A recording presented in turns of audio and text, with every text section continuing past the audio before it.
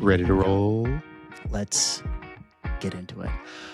Hello, and welcome back to the Movie Marathon Podcast, the show where we watch movies and then talk about them.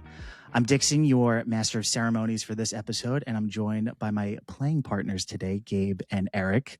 Boys, how are we doing on this fine Sunday? Very, very well. Fantastic. Awesome. Really quickly, I want to give a quick shout out as we officially launched the podcast this week. Gabe, I don't think there's absolutely no way this would have gotten off the ground without the amount of work that you put into editing and keeping everything organized. So I just want to give you a big shout out and say, I appreciate the work that you put into this. And yeah, it's been a lot of fun getting to this point, and I'm excited to kind of see where this takes us going forward. It's been a labor of love. But I'm also happy. very excited. I'm very excited for Eric to be here because he's our most biggest reoccurring guest so far of the podcast. Glad to be here, guys. And congratulations on launching. I know how much time, energy, and effort you guys put into this. So congratulations. Thank you. So since April's a little bit of a quieter month for new releases, we thought about switching it up a little bit. And the Masters tournament is coming up starting on April 9th and running through the 12th. So we're going to be stepping onto the golf course and talking about a couple of golf movies over the next few weeks. Today, we're going to be talking about the classic Happy Gilmore. And then next week, we're going to be talking about The Legend of Bagger Vance. So something that I was thinking about when I was going over both of these movies is that they kind of represent like two sides of golf, or at least like modern golf right now. So Bagger Vance is like very much into history and the nostalgia and the tradition of golf. And Happy Gilmore is like the lighthearted, fun, drinking with your buddies for a few hours, kind of that side of golf. And it's kind of funny because they both really kind of represent two different tournaments that actually take place. So Bagger Vance with the traditions, definitely like the Masters, and Happy Gilmore is definitely like the Waste Management Open, which I don't know if you guys ever heard or seen any of the videos in the Waste Management Open. Yep. I have no idea what you're talking about. It's like a massive party. So I had a video I was going to pull up, but I think logistically it's going to be a little bit of a nightmare. So I'll just explain it to you. Basically, there's a hole at the Waste Management Open. It's in Arizona. And there's a hole. It's the 16th hole. It's par 3. And they basically have it. It's almost like a stadium. There's like 3 rows of fans. And then there's like a bleacher section right by the hole. And everybody just waits for somebody to get a hole in one. Like it's just a big, like everyone's like, is he going to do it? Is this person going to do it? This player, I forget the name of the player, but he hit a hole in one. It's probably about 4 or 5 years ago. The entire place erupted, and everybody in the stands were throwing beer. They were throwing their champagne or glasses. The whole place was just, you see a picture of it. It's just covered with beer bottles. They had to literally stop play to get a crew to come out to clean up the entire hole because it was a complete disaster. But it looked like a college football game. It looked like a college football team had just won on the last play of the game, and the entire place went crazy. Yeah, that sounds right. That sounds like Happy Gilmore. That's basically like what Happy Gilmore is. So let's start off with I'll ask Eric first. What were your first memories or impressions of Happy Gilmore? I mean, the first thing I thought of was at that time when I first saw it, Adam Sandler was taking the world by storm.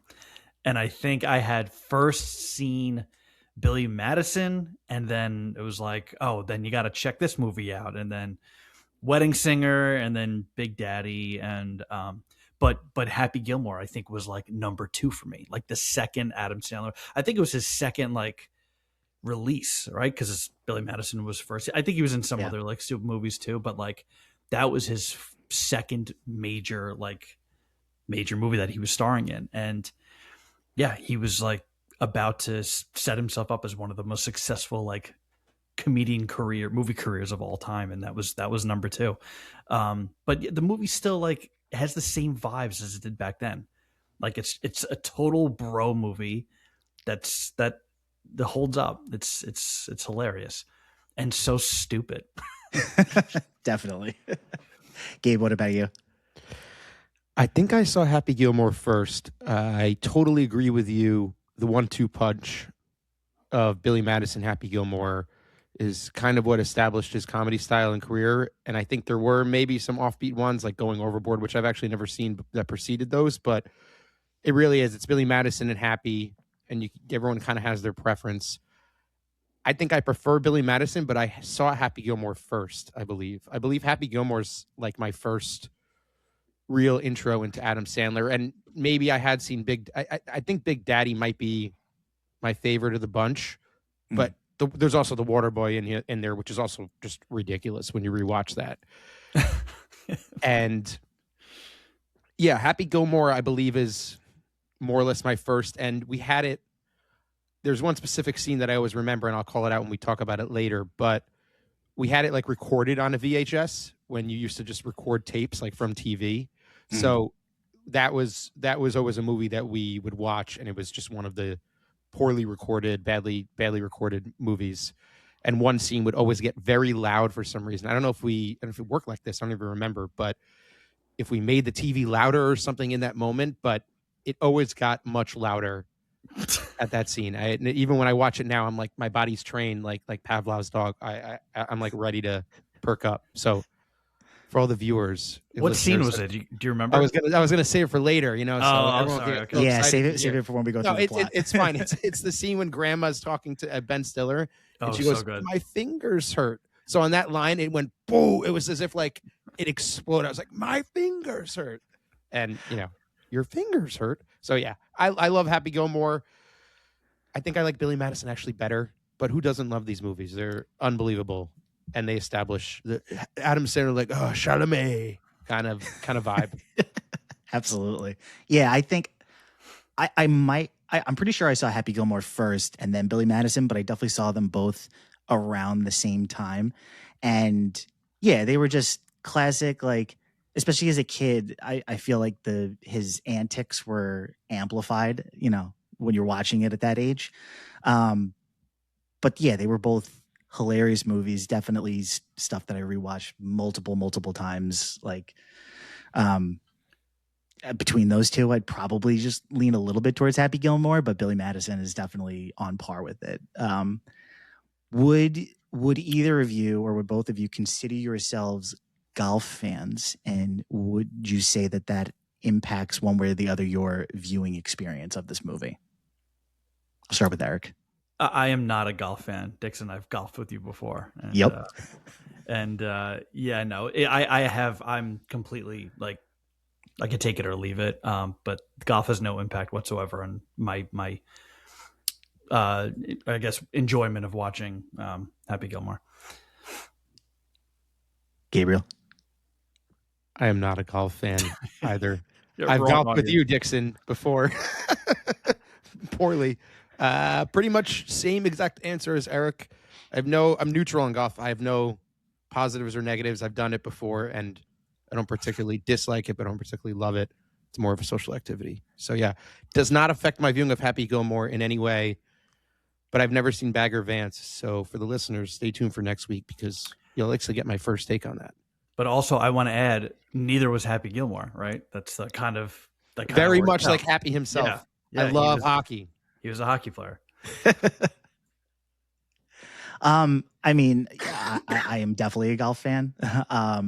And I don't think it impacted my viewing experience even as a kid, because I started playing golf relatively young, but it always just seemed very like a natural kind of viewpoint on the game from both perspectives. Like I took golf lessons, so it was like I understood the cordial atmosphere behind the sport and how like you were supposed to kind of behave. But then I also would go and play with my dad and we'd have a couple drinks and like, so I like kind of understood like both sides of it, from like the happy end and then like the traditional sort of, this is how you play the game. How long have you been golfing?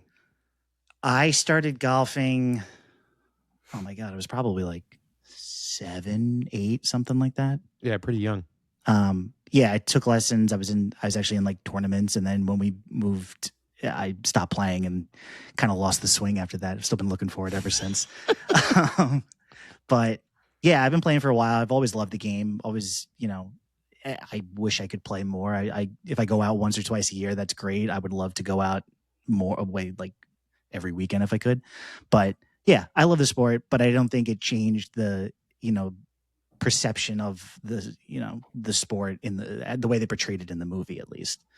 How do you feel about what happened with Tiger over the weekend? It's timely. It's timely. Let's talk about it. I'm very upset because I don't know if he was planning on playing in the Masters and competing. I mean, playing, I should say. I don't know if he would be in any sort of condition to compete to actually win it. But I was upset because I wanted to see him in it. The Masters is the one tournament that I make time every year to watch and sit down and like really take it in because I love it. And having Tiger Woods in that tournament just makes it all the more exciting and thrilling. Even if he's not playing well, even if, he's just in it, just to see Tiger playing at Augusta is amazing. So I was upset. I'm also like, dude, you got enough money. Just call an Uber. Why are you driving anymore? Like, you don't need to drive. At that Was point, it officially a DUI? He was like under the influence? That's what he was charged with. Yeah. But what does that have to do with the take- but he- Masters? Like, he wouldn't be allowed to. He had. Well, now, no. I think he had an ACL injury last year, and so he didn't play in the Masters last year, but I think he was trying to get into it this year.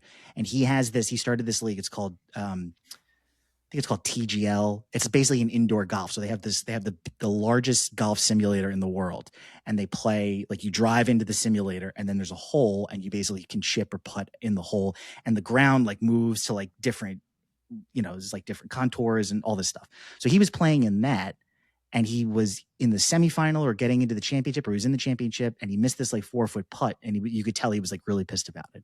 And then this accident happens like 4 days later.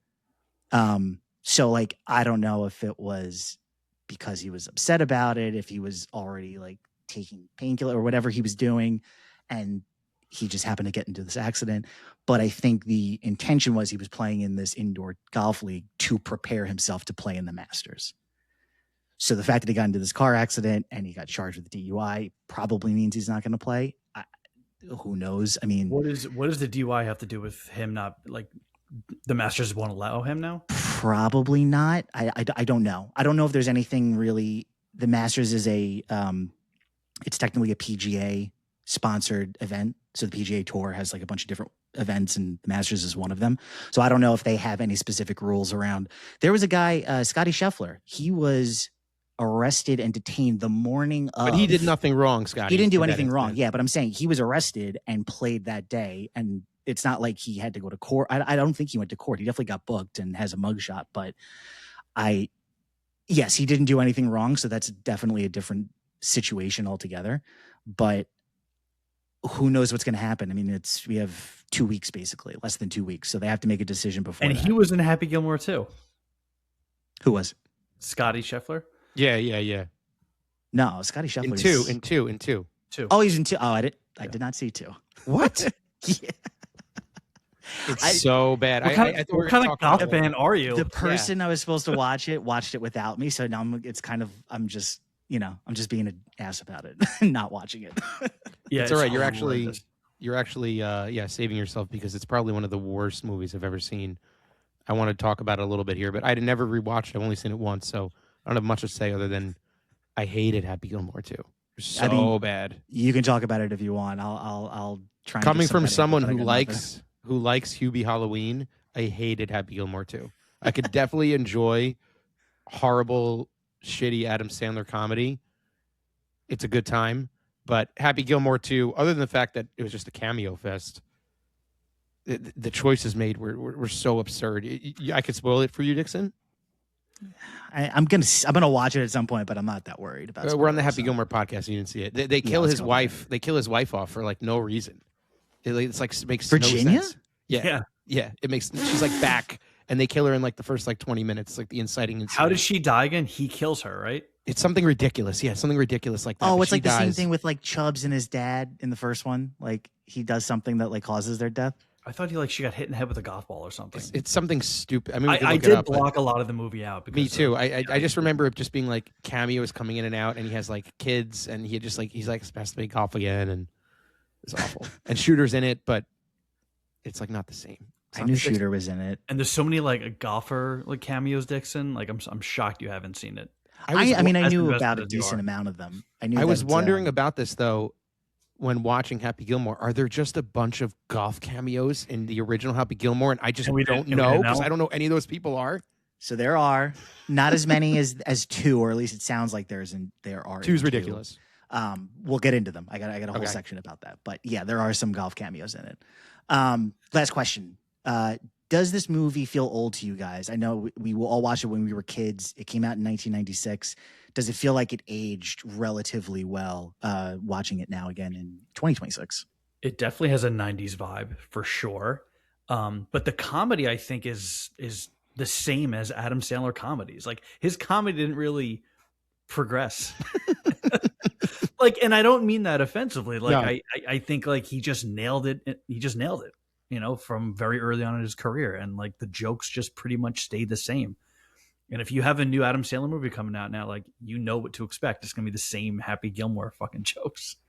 I would say it's like peak Adam Sandler. It is. It doesn't get much better than some of the scenes in this. Like, even when he's simply just riding around the club like a horse, you know, and then just like, oh, like that is just such simple Adam Sandler comedy.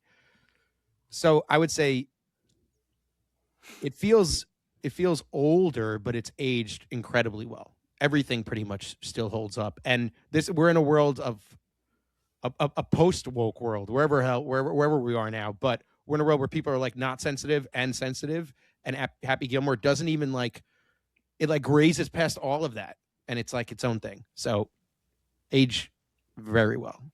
Yeah, I totally agree. There were I haven't seen this or watched it in a very long time, and there were a couple of jokes where I was belly laughing, the fact that I couldn't remember, like, I didn't remember them, and they just caught me by surprise. I was dying. So yeah, it aged beautifully, and I think even like as a golf like sports movie, it's still rewatchable too to this day, and doesn't feel like you kind of know what's going to happen. You know, there's going to be some sort of, you know, obstacle that he has to overcome at the very end. But besides that, I think it is absolutely just a perfect Sandler comedy from start to finish. All right, so now that we talked about first memories, let's dive into the creation and production history of Happy Gilmore.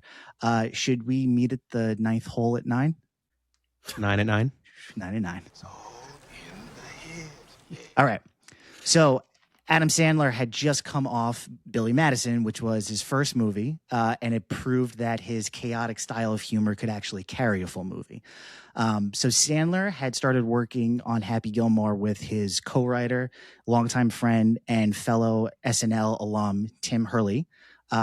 Hurley also wrote Billy Madison with Sandler, and he had grown up as a competitive golfer. So Hurley had told Sandler about how intense and sometimes strange the golf world can be a little bit. And Sandler had a hockey friend growing up who was also a golfer, and he could drive the ball significantly farther than Sandler could when they would play together. So Happy is actually loosely based off of Sandler's friend, Kyle McDonough, and Sandler thought his competitive advantage in golf was actually due to his hockey abilities. So when they were writing the script, they basically asked the question, what would happen if a hockey player tried to become a professional golfer? And that's where we get the premise for Happy Gilmore. So apparently Judd Apatow had done a script rewrite for this at some point, but he is uncredited for it. There's nothing in this to me that is like, oh, that was clearly a Judd Apatow rewrite or something that he added into the movie. There's nothing that I saw or felt it kind of screamed Judd Apatow was involved in this. Anything from you guys? Judd Apatow was like a completely different beast in the 90s. Like the fact that he was so like involved with heavyweights. And then because when you say Judd Apatow, I think of like 40-Year-Old Virgin now. Like it's a completely different style of comedy. Yeah. So no, I'm not able to recognize any of his work in the 90s or anything pre 40-Year-Old Virgin. I would say just probably Punching Up is what he did. So it's probably just certain jokes, sections. If we're going to really think about it, maybe like some humanizing parts because it's Judd. Yeah. So any scenes that are maybe more human comedy. But no, I definitely can't. Really just sticks out to me is probably just the Sandler-isms of it all, which are probably mostly not even written. It's one of those things that if Sandler and Hurley are writing it together, they probably know, or Sandler has ideas that are just going to be thrown out. So, yeah, I can't. But I didn't know that Apatow did some punching on this. That's cool. So it's funny that you say that. So Sandler and Hurley, basically, they put any joke that made them laugh in the movie, and they have no recollection of who wrote what, except for one line that Hurley takes credit for. Can you guess which line in the movie he takes credit for? Got to give us like a hint of something. Like, it's one of the most quotable lines in the movie. Okay, I have mine. I have my. You eat pieces of shit for breakfast. Boom. I was gonna say The Price is Wrong, bitch. There are so many good lines in this movie. I was thinking that line in particular, like I eat pieces of shit, I eat pieces of shit like you for breakfast. He goes, "You eat pieces of shit." I'm like, that is such a smart comeback. Like, yeah. Like, that is probably the most quotable line is the you eat pieces of shit. Yeah, that's probably the best. And he's like, no. Even the whole lead up. I'll go eat some hay. Go down by the bay. What do you say? That was a different scene, but yeah, it's a different one. See, it all blends. But their conversations are hilarious. Like when because they have to do like with saying stupid, like they just have like ridiculous dialogue with one another. And Shooter McGavin might be the funniest villain of all time. We'll get into Shooter a little bit, but yeah, okay. I agree. Yeah. So former golf pro Mark Lai served as the consultant on the script, basically the golf consultant on the script. Initially, Hurley and Sandler wanted Happy to win the Masters, but Lai basically said they would be desecrating golf if they had him win the Masters. And they would probably have some pushback from U.S. Golf Association, the PGA. So Lai basically, he took them... So first what he did was he basically suggested making up a fictional golf tournament. And he also had them change the jacket from a Masters green jacket, which is what the winners get, to a gold jacket. He also helped to kind of ground Happy's skills. So originally they wrote him to have 400-yard drives basically every time he was on the tee box, which is, maybe a golfer has one of those in their life, maybe. And he wanted to have multiple holes in one. And they were like, this isn't going to work. So he took them to a PGA Tour event so they could kind of get a feel for like the atmosphere, what professional golfers can regularly do, and kind of, bring him down to make him a little bit more realistic. Like he still had the unbelievable drive, but it wasn't totally unbelievable where it was just out of realism.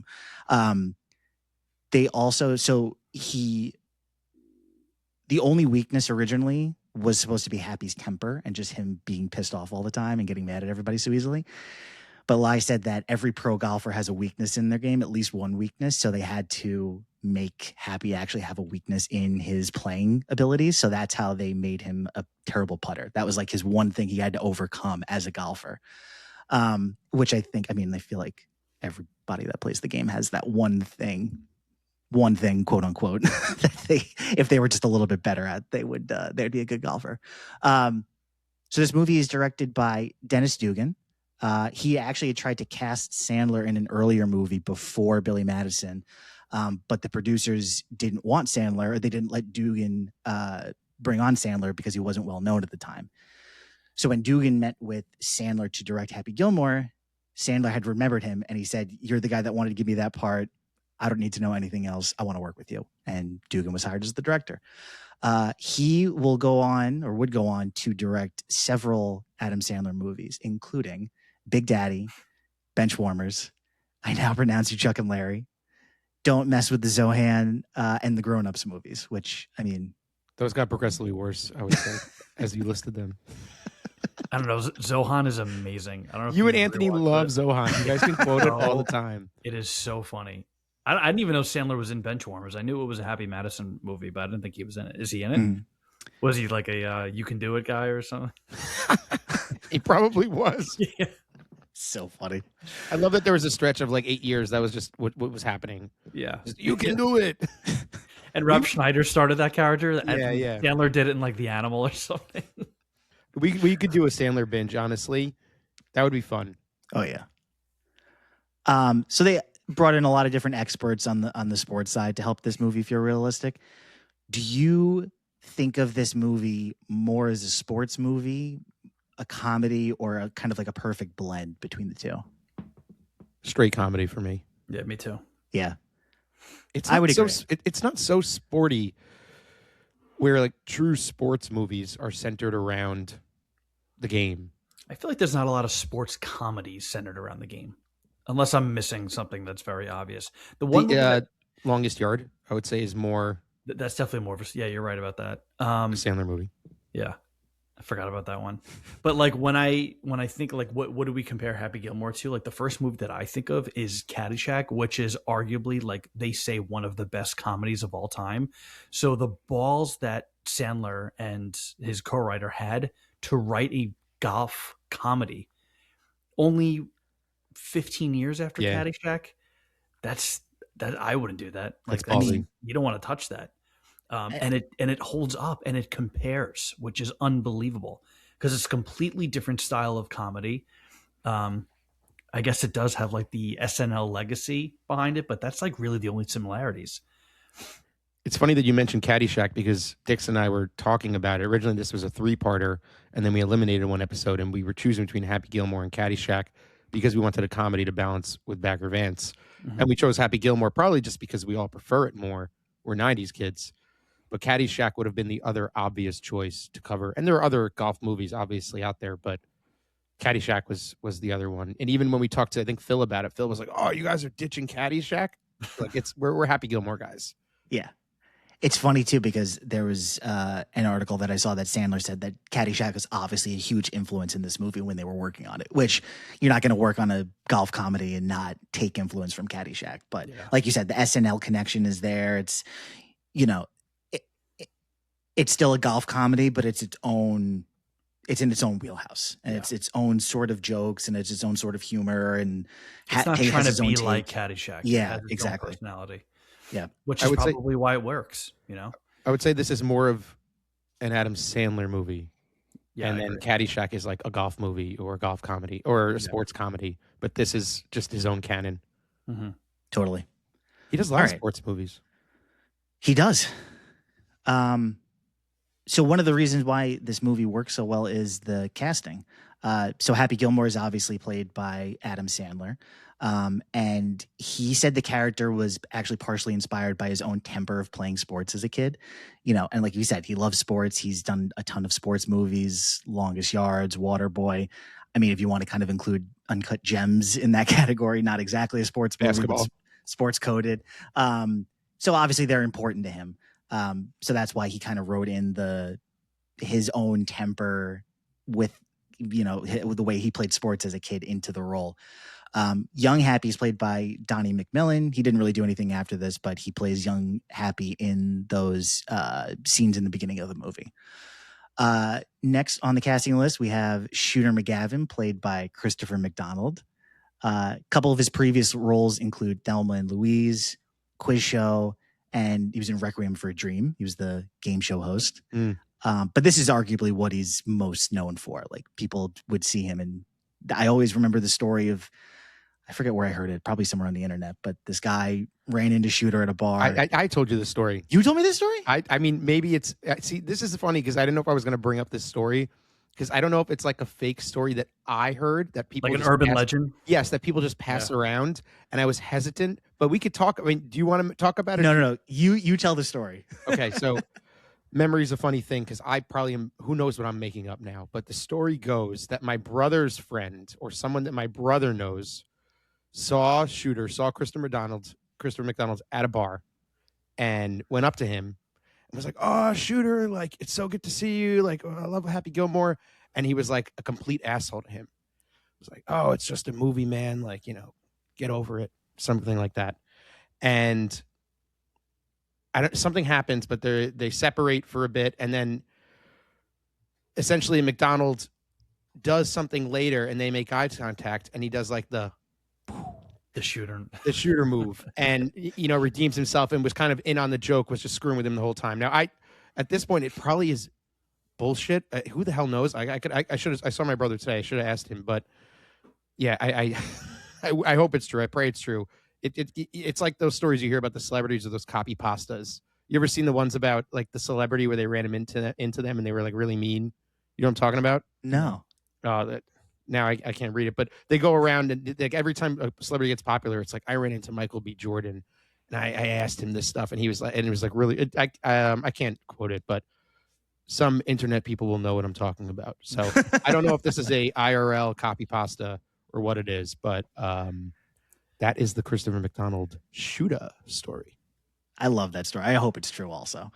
But so he actually declined the role a few times because he was tired of playing the villain. And he spoke with Sandler and Dugan said to him he didn't want to see another bad guy, like a bad guy 101 again. And he took it because after the conversation he had, he felt a lot better about the role and about what the character was going to be like. And he also was a pretty big golf fan too. So he was kind of like golf movie, felt better about what this character was going to be. And I think the comedy side of it was a lot more interesting to him. So he ended up taking the role of Shooter. Kevin Costner was actually offered the role and turned it down. Of course he did. It's ridiculous. Would have been ridiculous been great with him. I can't see Kevin Costner being funny at all. That would have been exactly. good. Yeah, that's the point. So dry. Bruce Campbell, who's I don't know if you guys, the guy in like every Sam Raimi movie. He had actually lobbied very hard for the part. And Evil Dead. Yes. And so eventually he went to. Who was just diagnosed with cancer, by the way. But he's going to be okay. Yeah, I think he's going to be okay. Hopefully. Groovy. So a question about Shooter. Is he a true villain towards Happy Gilmore? Or is he just a guy that loves golf and will do anything to uphold the integrity of the game? Is that his true motivation? I think Happy unhinges him. Yeah. That's good. Yeah, like I think Shooter's like, this isn't right. This is not fair. He quite literally breaks him. Yeah, he breaks his brain.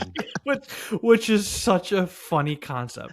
Because he like he was gonna win. He was next in line to win, and then you have this fucking maniac coming in and then ruining the game, ruining the integrity of this game, and he hates it. Yeah, he unhinges him, which is on like a deeper level. Yeah, he affects like both Shooter and his love for the game. So the intersection just breaks Shooter just open, and you can tell in the beginning he's like almost unhinged, but throughout the movie and by the end scene, it's just completely he's keeping it shit together because he's so stressed about winning this jacket. He buys the house. Just go. It's so funny too because Happy doesn't give any sort of shit about him. Like, it's not like his intention coming into this was like, oh, I'm going to win some money and I'm also going to ruin this man's life. Like, eventually it gets to that point. But like when he comes into the tour in the beginning, it's just kind of like, oh, I'm just here to have fun and play and try and win some money. Like, Happy could care less that he's like actually like mentally breaking down Shooter, which is just great. It's like his worst enemy. Yeah. Yeah. It's the antithesis of him. Yeah. All right, so next we have Chubbs Peterson, played by late great Carl Weathers. So Weathers obviously was already famous from playing Apollo Creed in the Rocky series and Dylan in Predator. He would later go on to be in the Mandalorian series as Grief Karga, which we will be doing an episode about for the Mandalorian and Grogu coming up. He also makes a cameo as Chubbs in another Sandler movie. Do you know which movie? Yes. Name it. Little Nicky. Little Nicky. Yeah. Oh my God, that's right. He's in heaven. God, I would love to do Little Nicky. It's so we got it. I guess we got How have we've gone 34 minutes and haven't mentioned Little Nicky yet. Oh my God. So I mentioned a million other Sandler movies. That was apparently like little Adam Sandler's like first flop. I don't know if it was a flop, but it was the first like this movie is not that good. People hated it. I think it's so good. I had it on DVD. My dad brought it home, and I watched it like 300 times in a week. Talked about a stacked cast. It's so good. Harvey Keitel, Quentin Tarantino, Rodney Dangerfield. Isn't Kevin Nealon like boobhead? Yeah. And he's in this too. He's definitely wearing a hairpiece where his forehead is so far back. His character, when I was rewatching, you talk about like laughing at certain scenes. I had forgotten all about that. The boobhead. Yeah, he's the same guy, right? Send him home. Send him home. Yeah. Oh, yeah, you're right. He is. Yes, that's right. I don't know if Kevin Nealon, I don't know if that's his actual hair, if that's a hairpiece. He looks like that and everything. Yeah, but it looks like more exaggerated in Happy Gilmore. Yeah, another really funny Psycho. character. Yeah. So casting Carl Weathers actually gave the movie a little bit more sports credibility because Carl Weathers was actually a linebacker in the NFL for a little over a season. He played for the Raiders and I believe the Lions for a little bit towards the end of his career. I had no idea.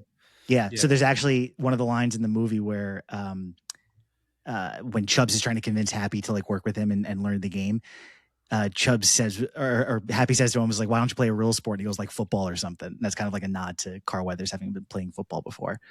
And him losing his hand is actually a nod to his character Dylan losing his arm in Predator. Oh, wow. Funny. Which I thought was pretty funny. I love Carl Weathers. I'll just say that. I don't have much to say about him, but I love Carl Weathers. Agreed. Next, we have Julie Bowen, who plays Virginia Vinette. She's the PR person for the tour. She just auditioned for the role through a regular casting process because it was pretty early on in her career. But she would later go on to star as Claire Dunphy in Modern Family. And she was actually in, I think it was like 11 or 10 episodes of Lost for a little bit somewhere in like season 2 or 3. So that's probably how she got into the Disney sphere before getting onto Modern Family. And we have Anna Gilmore, who's grandma, played by Frances Bay. And so after this movie, she had roles in Inspector Gadget, The Wedding Planner, and she was also in a recurring role in The Middle. And she's kind of like the emotional motivation for the entire movie. Besides Happy, who do you guys think has the funniest performance in this movie? Shooter. Oh, and probably Ben Stiller, but that's so... Ben Stiller's such a standout. It's so good. So, and he's in what, like 12 seconds? Funny that you bring this up because the next thing I was going to talk about were the cameos in this movie. Yeah, let's do it. So first, we're going to talk about probably the most famous cameo, which is Bob Barker. So Bob Barker initially wasn't sure if he wanted to do the movie, but when he learned about the scene and that he was going to fight Adam Sandler and that he was going to beat him specifically, he immediately took the role and he was like, I'm ready to do this. He also insisted that he throw his own punches and do as much of his stunts as possible. And I think the only scene that is a stunt double is when they're rolling down the hill together. I think everything else is Bob Barker. So according to reports from the producers, Barker, who at the time when they filmed was in his 70s, was in shape to handle the fight scenes because he had trained in the 60s and 70s with none other than Chuck Norris. Jesus. How insane is that? That's crazy. Rest in peace to both of them. Imagine Bob Barker sparring with Chuck Norris. Yeah, that's crazy. The Bob Barker scene is such a standout. At the time, I don't know how he was considered. I remember seeing the movie and it was ridiculous for me. The Price is Right guy. This is so funny, an old guy, but it's such a standout. Them fighting is so good, and it's part of like Happy's like denouement, So it's amazing. You got anything, Eric? Oh, yeah, it's a great scene. All right, so the next cameo we have in the movie is Lee Trevino, who is the guy that just goes every time Happy does something ridiculous. Oh, in the crowd? Oh, yes. And he nods or something? Yes. So he's a golfer, right? He is a pro golfer, yes. Yeah. I actually have seen, after Happy, like more recently, in the last like few years, I've seen videos of him doing like golf training lessons, and he was actually a really good golfer. Sorry, I'm cutting you off. No, go ahead. No, I'm trying to remember the scenes he was in. So he was always reacting to Happy. He was there when Chubbs died, right? Yes, he's in the parking lot outside the apartment. And he has one line in the movie. Grizzly Adams did have a beard. Adams did have a beard. He was just a random Sandler guy. And Adam Sandler has those types of characters in so many of his movies, just like the random dude in the background. And he just happened to be a pro golfer, this one random guy. Yeah. So funny. So he obviously appears in the movie as himself. He didn't visit the main set.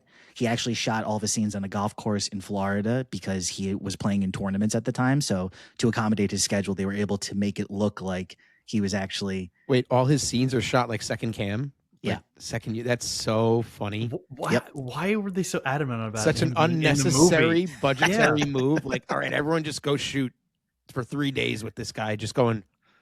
But like they could have chosen a different golfer who's like not as busy, or like not a golfer, like just another actor.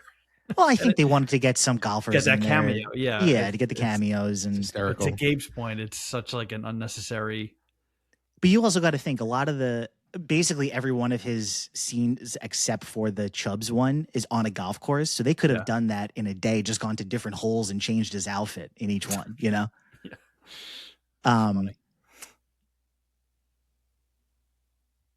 So next we have Richard Kiel, who's Mr. Larson. Who's So good.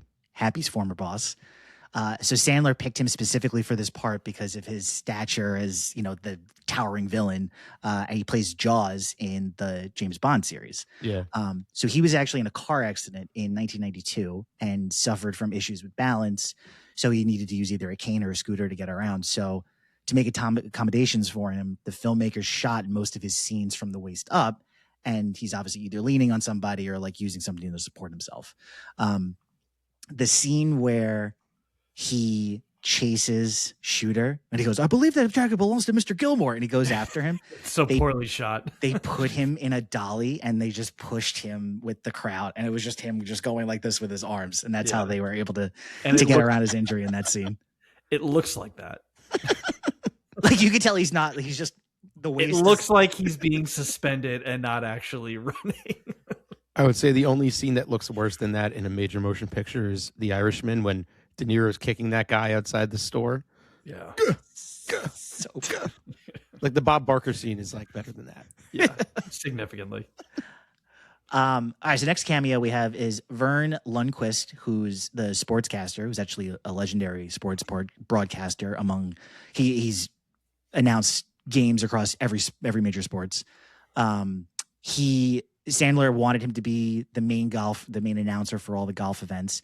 And he filmed all of his scenes in an abandoned hospital in Vancouver, where they shot all the other scenes for the movie. But he just happened to go, and they had an abandoned hospital that they were using for some of the indoor scenes. And so he shot all of his scenes there. Nothing was on a golf course.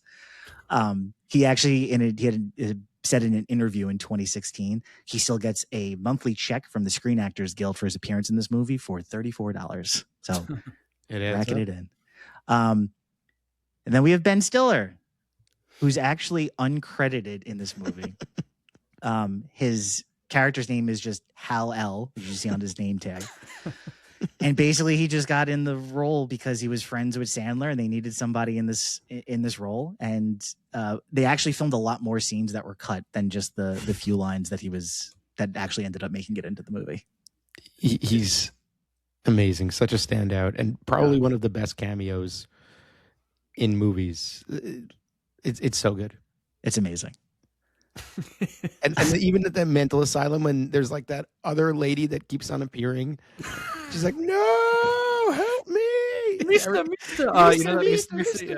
It's so good, so good. That's all tied together. He's such a funny character because he goes so out of his way to make it seem like he's such a loving nurse or whatever his role is, and he's just like an utter piece of shit. Like, how do you come up with that? Like, that character could have just been like mean and not overly nice in front of the like Happy Gilmore or the other residents' families, but it's just so funny, like that extra mile he goes.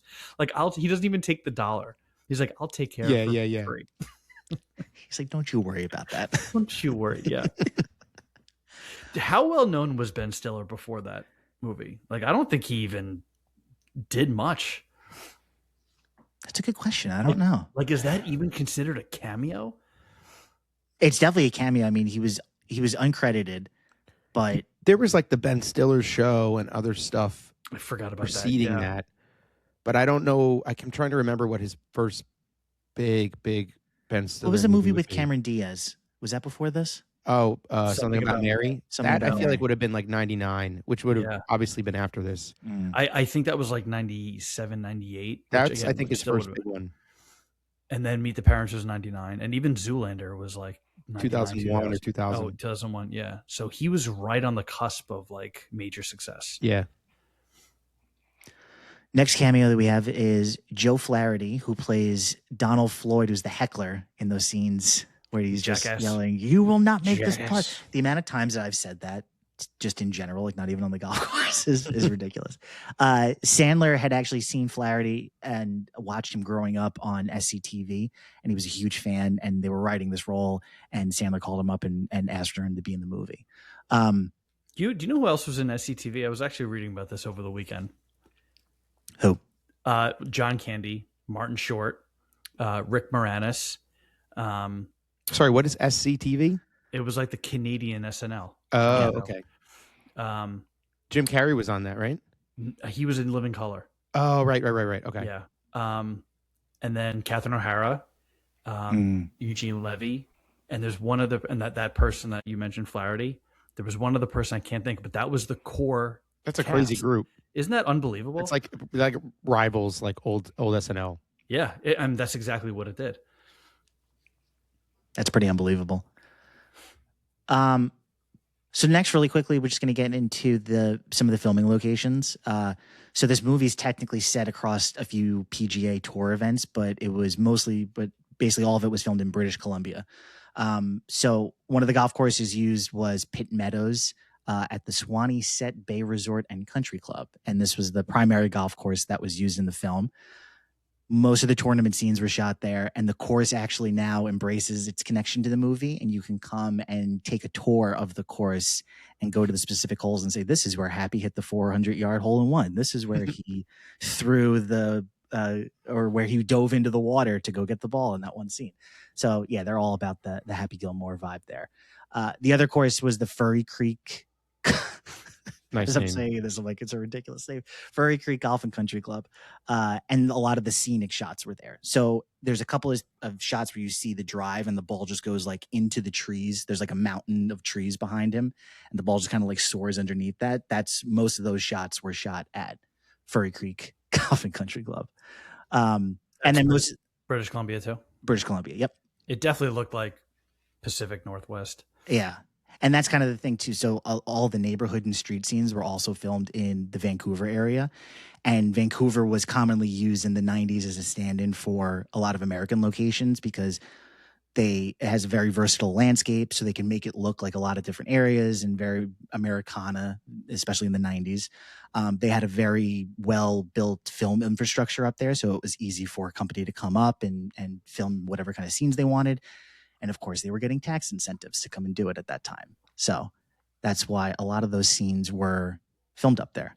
I was going to ask this question about golf courses, but I think I can broaden it to any sort of sports movies. Do you think that sports movies should be filmed on the actual location that the events are taking place? So real golf courses, baseball stadiums, basketball arenas, stuff like that. Do you think it's better to film on location for scenes like that in sports movies, or is it okay to do that stuff on sets? I think it depends. Depends on the scene. Yeah, I mean, on location is probably better, but I don't think it's a necessity. I think specifically for golf, you absolutely need to shoot on scene.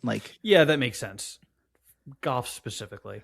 I mean, like a football would be at a stadium. Like golf is the only sport I can think of where it's on like a natural outdoor setting, right? I mean, it's not like a stadium. It's not like a field. Right. A stadium can be built because it essentially is a set. Yeah, you can't really build a golf course for a movie. But you don't think that it would take away from I'm just thinking like a stadium, like a baseball or football stadium. Like you don't think a fake crowd background would take away from the scenes? It's such an outdoorsy sport. There's more than just the crowd for golf movies and golf scenes. It's like the trees and like the water and the skies and the gators. Definitely the gators. Yeah, no, I totally agree. Last thing before we get into the plot, just want to talk about the soundtrack really quick because there's some great songs in this movie. So the Devo frontman, Mark Mothersbaugh, who we talked about a little bit in Project Hail Mary, he actually composed the soundtrack for this film. And just a couple of the songs that I wanted to point out that I think are iconic in this movie. Tuesday's Gone. I mean, I every time I hear that song, I think about this movie. It's just those two are synonymous for me. Is that the intro song and like ding? The one at the end too. Yeah, I couldn't remember the name, but I wrote in my notes. I was like, it instantly associates with Happy Gilmore. Every time. Jump Around, one of the montage scenes where Happy's making every shot. Basically, that's a great use of that song. Carry On My Wayward Son, which I forgot was in this movie. There's one scene where they're just kind of like driving. It's like a almost in between shot. But I don't remember that. It's in like a cut scene, so it's like it's not a long one. Yeah, there's like something happening. It's like the end of a tournament, and then it's like Happy going to see his grandmother or like going to the house or something like that. Oh, got it. Okay. And I was just like, I forgot this was in it, and it's just it just hit at the right time in the movie. And then the Hey song, which is just a classic sports movie song. Like every football movie has the Hey song at some point. Yeah. So yeah, I think it was just a great overall soundtrack and did a really good job of amplifying the movie. What about I wanna kiss you all over, all over and again, and Endless Love. Oh, we're Friends gonna love Endless Love in the dark. We're gonna talk about Endless Love. All right, so we talked about the casting, the production, the soundtrack. So let's get into the plot of Happy Gilmore. I eat pieces of shit like you for breakfast. So Happy Gilmore, he's an aspiring but failed hockey player. He's an incredible slap shot, but he also has no ability to skate, and his temper gets the best of him. So he's got a lot going on. Terrible hockey player. He doesn't make the pro team again, and he goes home and he gets into a fight with his girlfriend. And I had a question about this. So his girlfriend, while she's leaving, he says she's a lousy kindergarten teacher. Do you think that was kind of a nod to Billy Madison, like Miss Lily? Or, that's funny. That's funny. Or Veronica? Yeah, probably. I heard him say that, and I was like, huh. And I looked it up. So I think Miss Lily's a first grade teacher, and then Veronica's like a third or fourth grade teacher. So it's not really kindergarten. I was kind of like, oh, could this have been the start of like the Sandler-Verse of like the characters kind of being the same through like one weird random thing? A Sandler-Verse would be such a funny concept. It kind of is. All his friends coming in and out. Yeah. That's true. Yeah. The guy, like the cross-eyed guy, like, he's only cross-eyed in Waterboy. That's the only time. That's the only way I could picture him. Is like, no, he's in other movies, but he's only cross-eyed. I picture him cross-eyed in Big Daddy too. They're the two partners. Yeah, no, but he's just the friend that just judges the two gay guys. No, there's somebody else that's cross-eyed. In the movie where he becomes like a super Mr. Deeds, Steve Buscemi. Well, yeah, he's Crazy Eyes. Crazy Eyes. Okay. Yeah, you're talking about the guy who's like. We're talking about the same guy. Yeah, we're talking about the same guy. Okay. All right. So then Happy learns about his grandmother, and she owes $270,000 in taxes to the IRS. She's got 90 days to pay them off, or they foreclose on the house. And it's the house that his grandfather built. So he obviously wants to do what he can to keep the house for her. So he sends her to a retirement home till he can figure out how to get out of debt. And while there's a pair of movers that are taking stuff out of the house, one of them takes his grandfather's old clubs, and they basically challenge him to a long drive competition. Something really quick about the movers. So one of the movers is Will Sasso, who was like one of the first guys that I ever followed on Vine. One of the first like celebrities I ever followed on Vine, which is so weird. The other mover is he a Wayne's brother? No. His name is DJ Jackson. Let me mark that as an edit.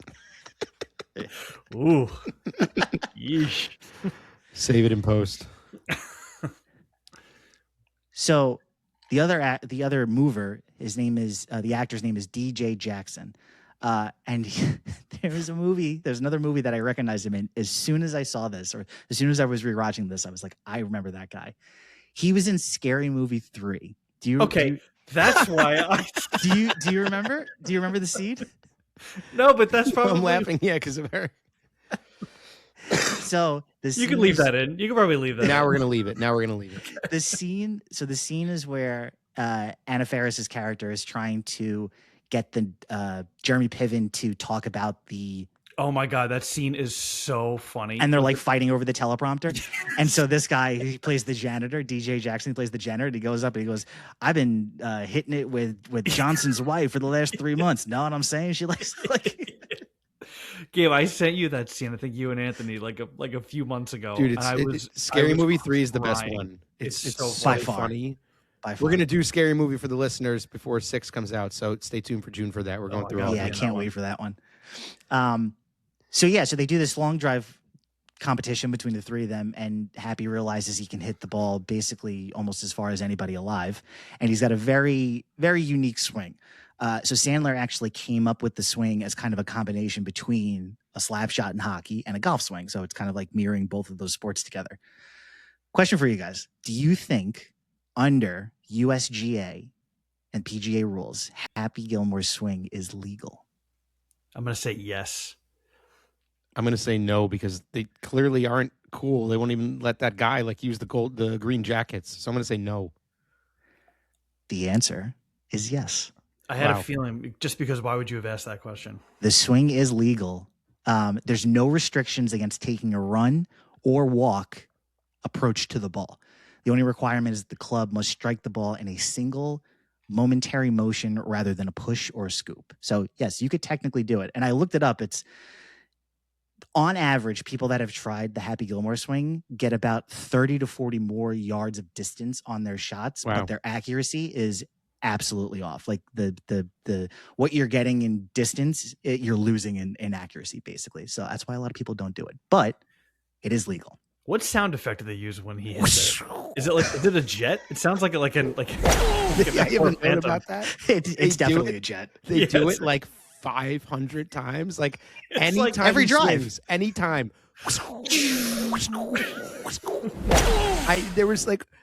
There was one scene that I wrote this down. It was like 5 times back to back in like 20 Yeah. seconds. Like, Yeah. They think they used it for literally every drive. Yeah. Except for the one where he's injured and he like kind of half hits it, then they don't use it on that one. Yeah. it'd be funny if they did.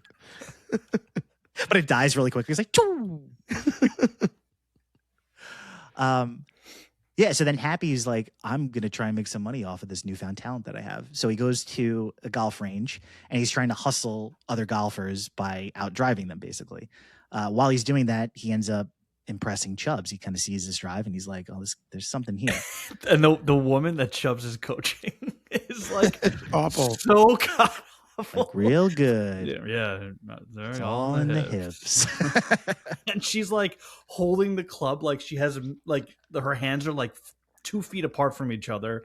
She's like hitting the ball, like mostly hitting the ground. The thing rolls off the tee. It's Mhm. hilarious. And he's just looking at the magazine the whole Yeah. time. So Chubbs talks to Happy. He's trying to convince him to teach him how to play the game. And he says to him, he goes, you can maybe win that gold jacket someday. And Happy's response is actually gold jacket, green jacket, doesn't matter to me, which I think was kind of a little bit of a dig at the Masters. He's like, oh, you don't want me to use the green jacket in the Masters, like gold jacket? It doesn't matter to me. I'll do whatever. So Happy convinces him to try and learn the sport, or at least enter a tournament and try and learn the sport that way. And that'll help him, win a little bit of money for his grandmother. So at the first tournament, we meet Doug Thompson, who's the commissioner of the Pro Golf League, who is played by Dennis Dugan, the director. Oh, I didn't know that. That's cool. I didn't know that either until I was researching this. He was also the guy in Big Daddy who wasn't prepared for Halloween. That's him. That's the same Yeah. guy. That's so funny. That is him. Oh my Yeah. God. That's so funny. Oh, it's amazing. All right, so we get to the tournament. First hole, Happy takes it, drives it immediately to the hole, then 6 putts. And as somebody who's been golfing for a good portion of his life, I mean, who hasn't been in that situation? Like you hit a great shot and then he just completely butchered the easiest part of the game.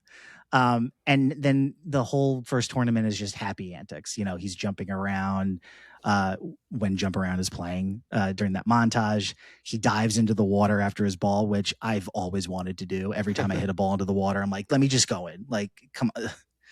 And I'm sure every other golfer has too.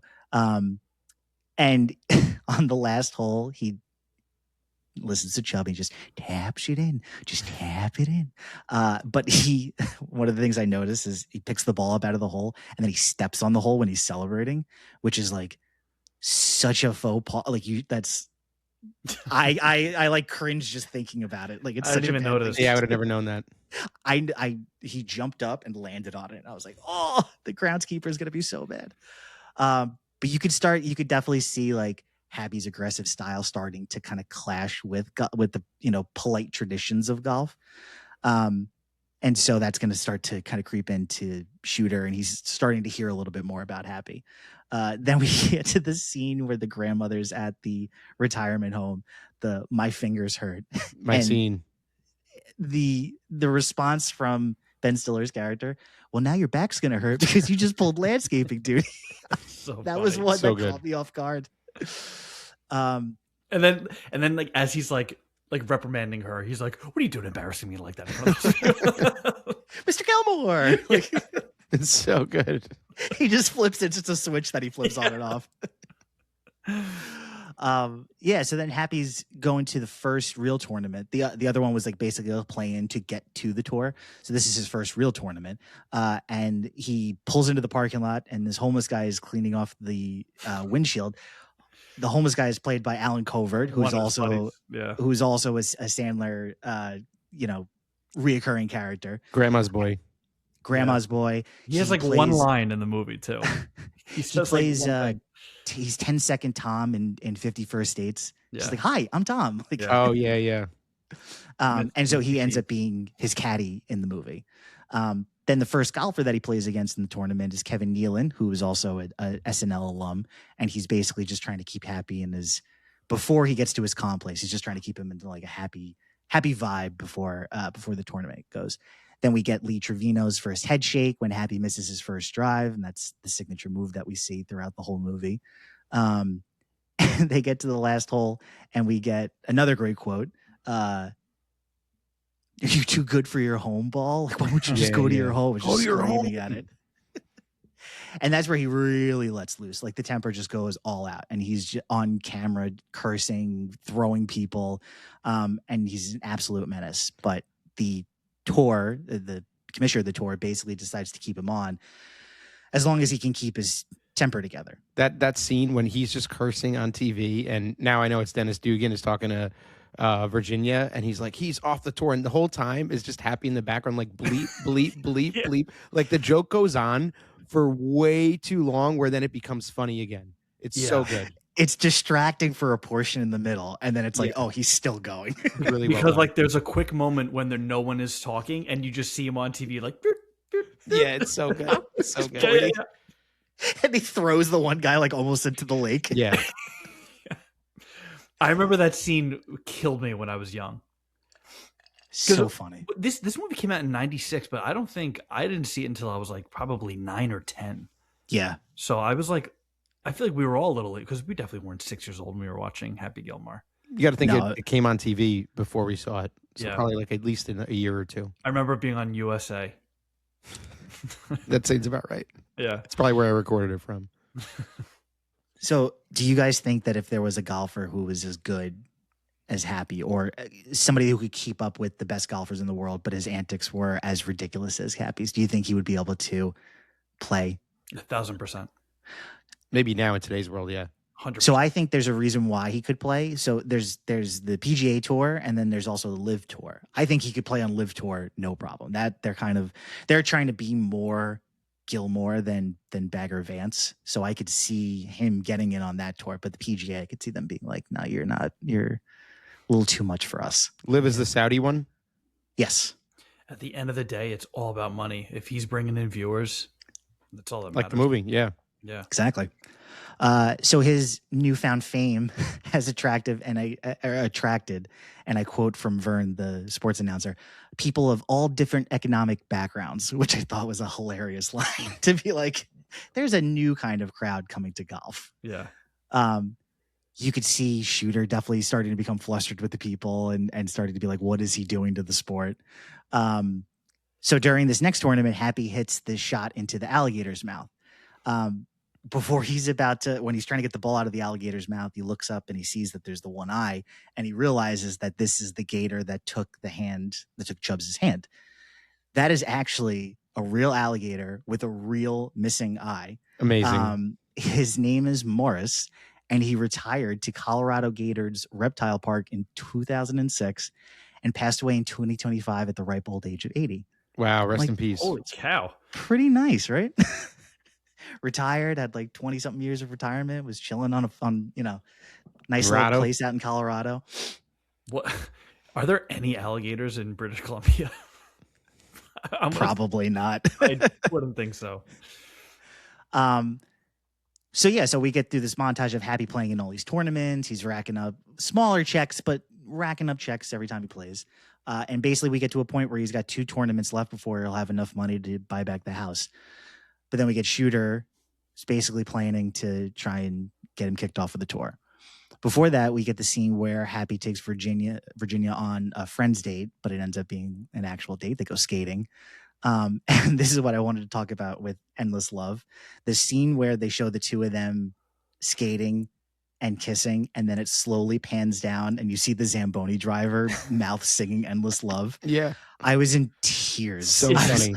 Is he not a cameo? He's just I looked it up. He's not. No. He's just some guy who was licked. Wow. It's even better. It really is. He's just in this iconic scene. Is there a story behind that? Like, was that written in there? Was that improv? Nothing that I know of. No. Wow. It's just a great shot. I feel like that's an iconic shot. It's really good. It is amazing. So then we go to the next tournament, which is the Pro-Am, and we are introduced to Bob Barker and the Heckler. And we get the Bob Barker fight scene that we talked about. And Bob's line at the end where he just goes, "I think you've had enough, bitch." And then he turns around and walks away. I mean, perfect. Just absolutely perfect from Bob Barker.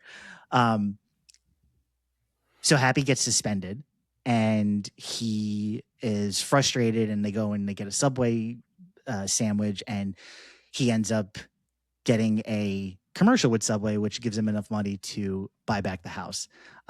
Shooter, amazing Subway advertising in the movie. What a great brand partnership there. Yeah, they jumped right on that. Yeah. So I was going to ask a question about that. So he obviously loves Subway, and that's kind of what I think Virginia saw that, and that was the idea to kind of get him sponsored, do the commercial. But obviously, at the end of the day, like, the money was the big driver behind it. Can you guys think of any like actors or golfing people, celebrities, personalities that have done an advertisement that, I mean, obviously they're getting paid for them, but have you ever seen some ad that was so blatantly like they don't care about this product at all and they're just doing it for the money? Dude, 99% of them. But some of them, like, I mean, McConaughey Lincoln commercials. Yeah, I don't think any of them give a shit. I think some of them do. Remember that? Did you see the McDonald's CEO? Like, Oh, so good. The big arch. That's a perfect one. That is perfect, actually. yeah. It was really good. I got it. So Happy has the money. He's going to the house to try and to go buy it back. Realizes it's up for auction, so he's like, okay, maybe we can get the house back cheaper.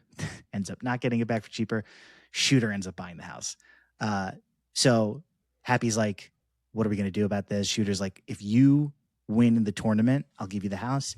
If I win the tournament, you're gone. And then we get the iconic pieces of shit quote. And then we go into the main tournament, the final tournament between the two of them.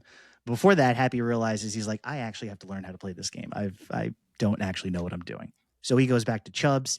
We get the iconic line, I'm right, you're wrong. I love that. Is such a great exchange. Such a good cut in, yeah. Just back and forth between the two. You're good looking. I'm not so good looking. I'm not attractive. I'm not attractive. It's so great. So basically he convinces Chubbs to actually teach him how to play, and Chubbs takes him to a mini golf course. We get another Lee Trevino face when Happy's playing like crap again. And my favorite part in this scene is when he's hitting on the clown hole and the ball finally goes in. He goes, "You're going to die, clown." So and he good. takes his nose off. Yeah, iconic Sandler. Yeah, Like, so just good. his voice. Just absolute, the intensity Yeah. in the scream is so good. So then we get to the last hole, the mini golf course, and Happy's trying to hit through all these obstacles, and Chubbs tells him to go to his happy place. And so his happy place is Virginia with beer mugs, which, I mean, Thank you. His grandma winning the lottery, which obviously makes him excited.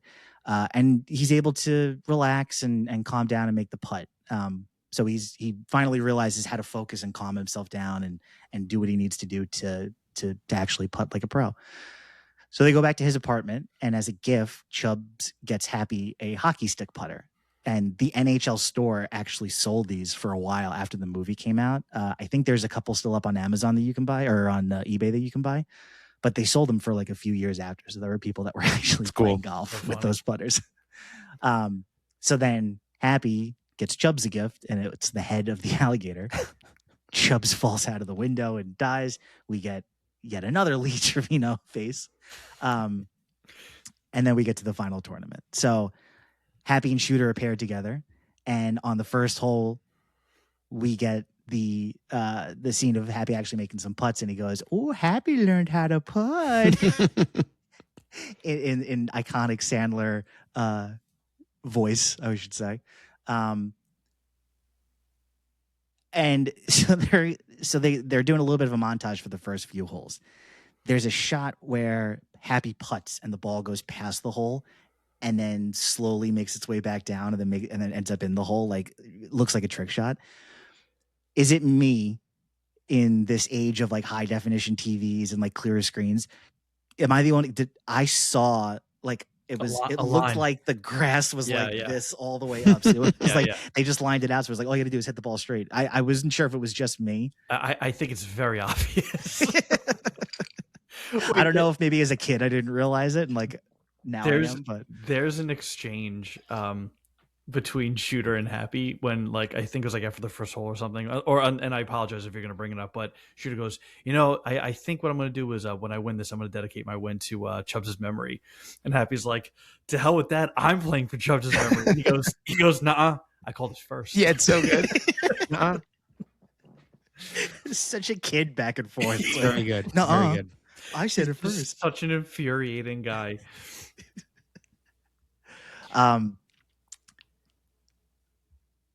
So we go through the whole tournament.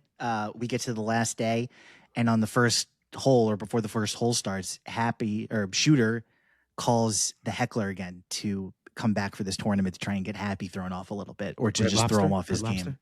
Isn't he at Red Lobster? Or he invited him to Red Lobster, right? Yeah. My treat. He's like got the cash, and he just gave him my treat. Maybe next. So they tee off on the first hole, and the heckler drives onto the course and runs Happy Gilmore off. Like, no strategy, no plan. Insane, like, I'm just gonna run him over. Yeah, and then just drive off of the golf course. In my little white Beetle. Yeah. It's like very Ted Bundy looking. Yeah. And I love how it just randomly comes up. Like the sports announcer is going to be like, "Well, it's going to be difficult for Happy to play after he got hit by that car." It's so ridiculous. So so he gets hit by the car. He's hurt.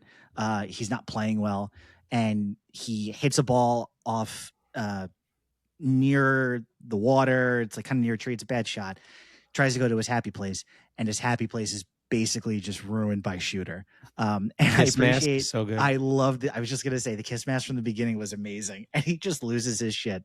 So he's really far behind. But grandma comes. He's in like a leather jacket, like he's a biker dude. Yeah. Everybody's in black. It was like in Happy's place, everyone's in white, and then in Shooter's, everybody's black. So grandma comes to support him at the event, and he then finds his happy place again. And now in this new happy place, we see Chubbs, and he's playing the piano and he's singing. Carl Weathers actually sang that song, but obviously didn't play the piano, as you could tell when he goes like that.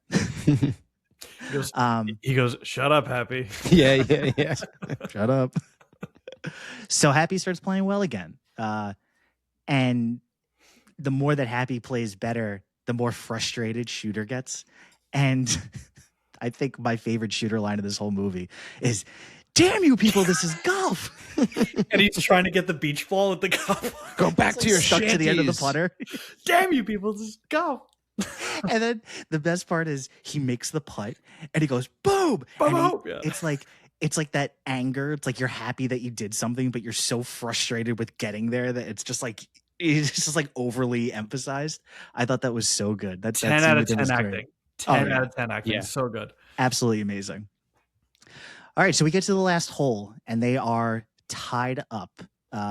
Happy hits a great drive because that's what he does the whole time, and he's on the green. Shooter hits it over the fans, over the green, and when he goes to get his ball, he realizes it's on Mr. Larson's foot. Frankenstein's fat foot.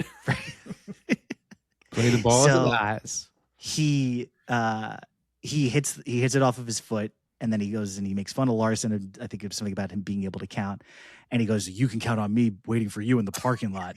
And then there's like a bunch of oohs, and I felt like I was in 8th grade again, and like somebody in the cafeteria like made fun of somebody in front of everyone. It was like, ooh, Yeah. like And Shooter was like terrified, like we very, gotta get very outta here. afraid of this parking lot. Yeah. There's also Larson's shirt says, "Guns don't kill people, I do." Yeah. Yeah.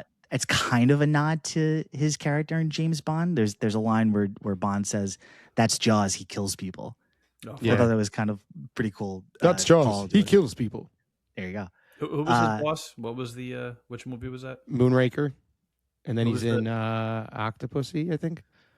Who was like the main bad guy in Hugo Moonraker? Drax is Moonraker. Like that's the one to go to space. It's awful. Okay. I would love to do Bond on this podcast too, but we can wait for Bond 26. Yeah, we can do that.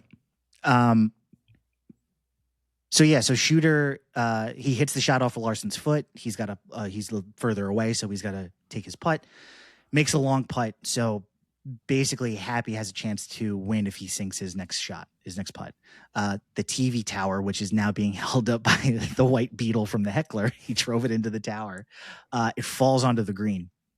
So Happy's like, "All right, we got to get this moved. We'll play tomorrow." And he's like, "No, I had to hit it off of," like Eric said, Frankenstein's fat foot.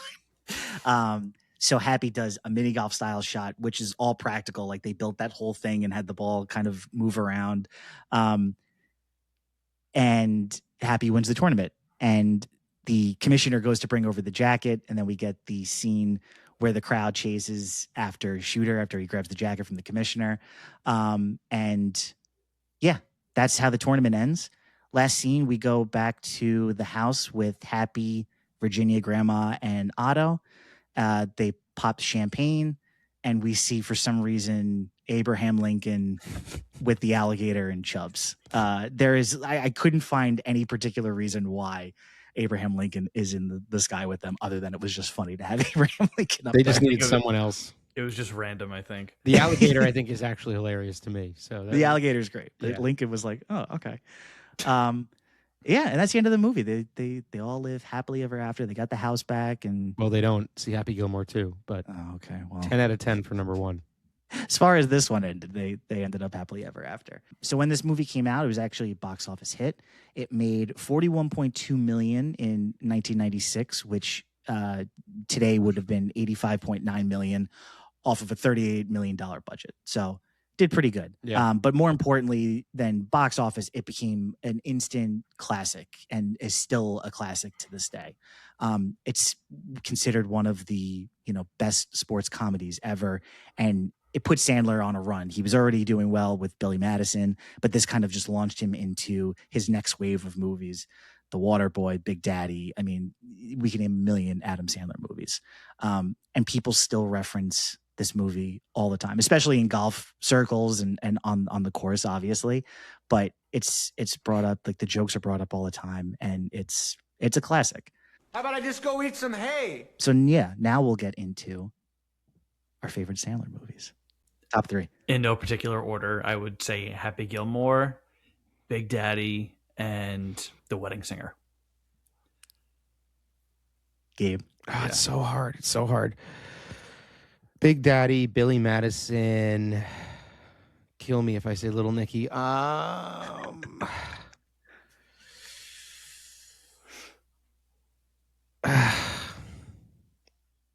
I don't not maybe it's 51st Dates. I really like that movie. That's a good one. Maybe I'll say that. He had such a run. He did. Yeah, he did. But yeah, maybe I'll say Billy Madison, 51st Dates, and Big Daddy. I'll go with that. Really? No love for Wedding Singer, huh? I like Wedding Singer, but it's almost too rom-com at the end. I think it's like flawless. It's so funny. It is good. My three would be Happy Gilmore, Billy Madison, and Mr. Deeds. Ooh, maybe Mr. Love Deeds Mr. is the Deeds. other I one. haven't seen that in so long. It Mr. might- Deeds is so rewatchable. It might be That's- Mr. Deeds, Billy Madison, and Big Daddy for me. This Yeah. scene in Mr. Deeds where he's poking the foot. The Yeah, foot John that has Turturro, and frostbite. that's so good. Yeah. just So that cast is amazing. Oh my God, what have you done? So we all have Big Daddy in our top three? Yeah, I guess so. Oh, no, you didn't. Oh, you didn't. Oh, I love Big Daddy. It's yeah. I think that's a great movie without Sandler. Like that's a fantastic He storyline. keeps peeing and covers up with the newspapers. Yeah. I was thinking about like in Adam Sandler's prime, or like when he first came out in the 90s, like the type of comedy styles that he was competing with was like Jim Carrey, like So physical. Seinfeld. Yeah, like, and I feel like Happy Gilmore is still holds up, whereas like When Nature's Call is like, okay, this is a little stupid. You know what It's I mean? a little sillier. Yeah. I mean, but it was silly then too. But maybe just because now I'm 35 years old and I love the physical comedy of Jim Carrey. They're just very different styles. You know, it was cool back then. Like it wasn't one type of comedy that was dominating. It was different variations and different styles, and it all worked. I haven't seen Ace Ventura in so long. It used to be one of my favorites, but at I this know. point, I would rewatch more Adam Sandler movies than like what I'm Screwball, saying, yeah. Jim Carrey. I think because you can relate to an Adam Sandler movie a little more than Ace Ventura. I have to rewatch this. He's like, yeah, he's It's like he's ridiculous. insane. it's ridiculous. He's the outfit, everything about it Yeah. is absurd. And then also, you have what's his name, Mike Myers, like Austin Powers, and Yeah. like Wayne's World. Like this is, he's a very physical comedian as well. Yeah, And yeah. Adam Sandler was not physical. He is in Happy Gilmore. But overall, he's more just verbal. Like, Yeah, yeah. and is like yelling, "All right!" Yeah. Do you guys think that this is the best sports comedy of all time? No, What do you but think? it's up there. It's up there. It's up there. I don't know. I have to see like what it's up against at the top of my head. We only mentioned Caddyshack, but I like this better. So, I don't know if I like this better. I think I like Caddyshack better. ooh, Yeah. I've probably only seen Caddyshack 2, maybe 3 times. And I've seen you're the this. golf guy. Come on. What? I've seen it. At least I've seen it. Looks like But- Night of the Living Dead in here.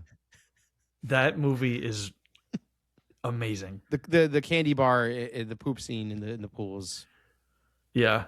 so good. It's so fast. There's just so many jokes. Bill Murray. Yeah. The greatest sports comedy. I mean, What it's gotta what be are up other there. options? What other options? What can you think of? I mean, yeah, Longest Yard, but I wouldn't. There are a bunch, but not Longest off the top of my head. Yard, The Replacements was pretty funny. Oh yeah, Replacements probably is That's better. a great movie. I don't know. That might be it, actually. Basketball. Airbud. Yeah. Phil wants us to do Airbud on this. Of course. I feel like we're missing big movies. I can't think of any off the top of my head right No, now. okay. All right, last question. Do you like this movie? Gabe? Yes, 10 out of 10. Even if it's not on my ultimate Sandler list. Happy Gilmore's a perfect film. Yeah. Yes, 100%. This movie is amazing. It's also like it's such a massive piece of my childhood. Yeah. Totally agree. Yeah. Oh, I just pulled up a quick. Sorry, going back. Dodgeball, Oh God! Oh, my I love God. Dodgeball. Yeah. I love Dodgeball. Major League, Blades of Glory, Talladega Nights, Wow. Okay, yeah. I guess Talladega Nights is I Blades of Glory. Semi-Pro. Oh my God! Yeah, these are Wow, Will good. Ferrell had a run too. I mean, you could even say Waterboy is a sports movie, and Waterboy I think is better than Longest Yards. Waterboy might be a Yeah. better sports movie than this. I think actually. Gatorade. Vicky Valancourt. Cool Runnings. Yeah, we Yeah, missed a Cool few. Runnings is good. Yeah, we missed a lot. Yeah. We named like 3, and 2 of them one of them we're mentioning. I probably should have pulled this up when I thought about this question. And we didn't say Waterboy. This is an Adam Sandler podcast. Yeah, rough. All right. Any final thoughts you guys want to add before we sign off? No, looking forward to the next one. I want to do more Sandler runs. I think this we is could fun. definitely work in some Sandler-Verse here because we clearly have some love for it. But Should we do a Sandler movie that we have not? None of us have seen. I'm sure there's at least one, like Jack and Jill. I haven't seen that one. I haven't seen Jack and Jill either.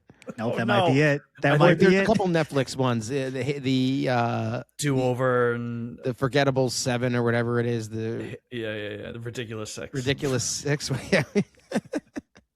Yeah, there's Yeah, a we could couple definitely. Netflix ones. I've never seen Pixels, the movie Yeah, that right. got him kicked out of theaters until Uncut Gems. Oof. Yeah, I didn't see that either. What, does he only do Happy Madison? Well, I guess not because of Uncut Gems. But like 99% of his movies are his own. It'd be like if productions. one of us had our own company where, one of the most successful actors like, yeah, let's just do another one. Yeah. What bad ideas do you have this month? We gotta get the bills paid. What are some Happy Madison movies that don't have Adam Sandler in them that are your favorite? Which ones what are my options again? Other than like- Benchwarmers? You know what? I'm gonna pull up a It's list. the only You one I do can it, think of. yeah. The It's literally the Animal. only one I can think of. Maybe The Animal. The Animal is I saw so that good. in theaters with like my dad. Do we have time? Can I pull it up real quick? Yeah, go Time, for it. We got time. Happy Madison movies. Benchwarmers was definitely the one that came to my head. I am 12. But the one, what is he not in or not? I guess not appearing in. Okay, so the first one, I'm gonna go in order from 99 and just Yeah, Deuce Bigelow. Oh God, I love Deuce Bigelow. So funny. It's so good. I love Deuce Bigelow. Little Nicky, obviously. Joe Dirt, which I love. Joe Dirt's really good. The Animal, and it's the same type of comedy. It's, Yeah, just- it's movies where you can hear Adam Sandler laughing at all these jokes. Yeah. Joe Dirt is up there. Oh my God. Yeah. Mr. Deeds, Master of Disguise. That one's bad. You guys love that one. I love The that Turtle. one. 8 Crazy Nights, The Hot Chick. Rob Schneider, like if it wasn't for Adam Sandler, Rob Schneider would be like homeless. Yeah. Anger Management, Oh, I love Anger Management. so good. Jack, yeah. Dickie Roberts, that was a good I one. like Dickie Roberts. I know that one. 50 First Dates, The Longest Yard, Deuce Bigelow, European Gigolo. That one's bad. That one's legit bad. He's like on the Grandma's Boy, which is like boat. Love the Grandma's greatest Boy. sleeper on this list. Benchwarmers, Click, which my I God, love that- Click. I love Click. That's a Happy Madison movie? yeah, dude, everything since like Little Nicky on. Yeah, it's all once it came out. Reign Over Me, which I've never even heard of. That's the Don Cheadle movie. What? It's like a drama. Oh, Maybe interesting. it's like a post 9/11 movie. Oof. Interesting. I now pronounce you Chuck and Larry, which I like a lot. That one's bad. I like that one. Strange Wilderness, which I've never seen. You Don't Mess with the Zohan, The House Bunny. And then like after we went to college, I stopped. Like Bedtime Stories, Paul Blart, Mall Yeah, Cop, Mall Cop. People love Paul Blart, but it's rough. Funny People, The I like Funny Shortcut. I don't even know that. one. I like Funny People a lot. That's Judd Apatow. Yeah, Grown Ups, which I really don't see what the big deal is, to be honest. I've seen it in parts. People love Just- Grown Ups. Just Go With It. Didn't see it. Zookeeper. Oh, here's one. Bucky Larson, Born to Be a Star. Have you seen this movie? I didn't see that one. With Do you know what it's about? It's David Spade, right? No, He's it's Bucky Larson? what's his name? SNL. Nick Swartzen. Oh, right, Nick Swartzen. Right. No, I didn't see it. He Oh plays, no, like- I'm thinking of the one with who's the other guy on SNL? It's like he plays his son. Adam Sandler's son. oh, that's Andy Samberg. Yes. Anyway, Bucky Larson's about like an aspiring porn actor who's like pathetic. It's like a Boogie It's- Nights kind of thing. I mean, I guess it's really weird. That's My Boy, which is hilarious. That's the one. Yeah. Hilarious. Oh, I miss Jack and Jill.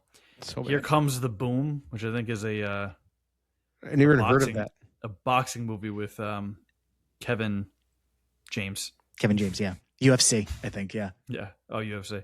Grown Ups 2, Blended, Paul Blart Mall Cop 2, There was a second one? Yeah, there was a second. Joe Dirt 2, Oh my God, I didn't know about that.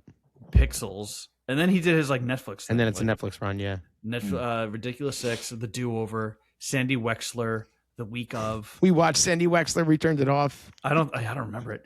Father of the Year, Murder Mystery, The Wrong Missy, Hubie Halloween, Love Home Hubie. team, like he was just pumping. Murder that Mystery bottle. 1 was pretty good. That's like with bad, Jennifer but good. Aniston. It's yeah, with Aniston. Yeah, I didn't see the second one, but Hustle, Murder Mystery 2, The Outlaws. You Nope. were so not invited to my bat mitzvah, which I think I turned off. that was like his daughter's movie. Leo, which is like an iguana or something, yeah. right? It's like a He's just doing his same voice. Like, happy to do it. I'm Leo. I'm a lizard. Kind of Pregnant, which I thought was hilarious. Never even heard of this. This is just Netflix Yeah. slop. No, yeah. It's Amy Schumer. It's like she's faking being pregnant. Oh, I've seen clips of that. It's Yeah. pretty. I mean, people would say it's not great. Happy Gilmore 2, Roommates, Don't Say Good Luck, and then I think that's not even out yet. But like crazy. That's Yeah. some insane roster. Yeah. Some real good ones, some real fucking stinkers. Yeah. But all good by my standards. Yeah. We'll dive into all of them at some point in the podcast. We'll go through the full Sandler-Verse. Oh man. Next week we're continuing Masters. Next week, we're going to look at The Legend of Bagger Vance. We're going to do a breakdown of that movie. And that's going to lead into the Masters, which start on April 9th, go through April 12th. And then we're going to move on from there. Gabe, what's the next movie we're going to do after Bagger Vance? Very, very excited to tell all the viewers that your soul is mine. Yes. We're doing Mortal Kombat Look Back, a rewatch of Mortal Kombat Annihilation, and then Mortal Kombat that came out, I believe it was 2021, all preceding Mortal Kombat 2. Can't wait for Johnny Cage. So that will be our April and your April if you're listening, looking back at Mortal Kombat. Amazing. All right. Well, thank you to Gabe and Eric for being on this episode. Thanks to everybody for listening, subscribing, helping getting this podcast off the ground. And remember, the movie may be over, but the marathon keeps on going. Peace. Peace.